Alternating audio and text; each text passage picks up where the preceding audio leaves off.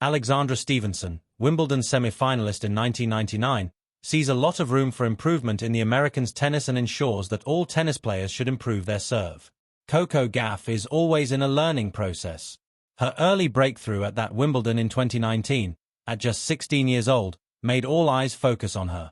The Atlanta native is living up to the expectations placed on her. She's the champion of the US Open in 2023 and Roland Garros in 2025. Moreover, she has reached the world number 2 ranking.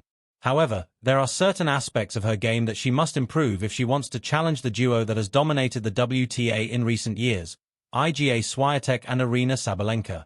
The American knows what it takes to beat them both in important tournaments, but she needs some refinements in her tennis to regularly compete against them and aim for titles in all the tournaments she participates in. The biggest weakness in her game is her serve. In fact, she closed 2025 as the player with the most double faults on the WTA circuit with a total of 431, and at the WTA Montreal, she made 23 double faults in a single match. Therefore, she tried to address the issue by hiring Gavin McMillan, a biomechanics expert who had previously helped Aryna Sabalenka with her service problems.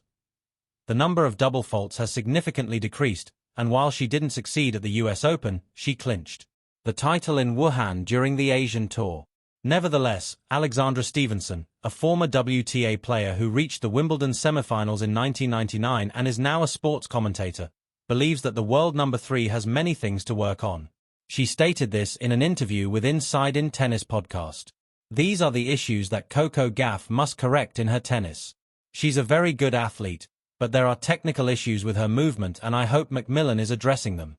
I haven't watched her train, but there are technical aspects that should be able to be corrected immediately. In training, this doesn't mean she's under pressure. The serve and the forehand go hand in hand, so the forehand was addressed first, but I think it should have been the serve that was corrected first. I think they should have targeted the serve first and then looked at fixing the forehand, because when you don't have a serve and you lose it, you lose your forehand. That happens in all areas of tennis. They did it the other way around, but they are working on it, and she keeps outperforming the girls, because in the women's circuit now the serve is a problem. Stevenson points out a widespread issue with serving in the WTA. The serve of all players could improve on the women's side.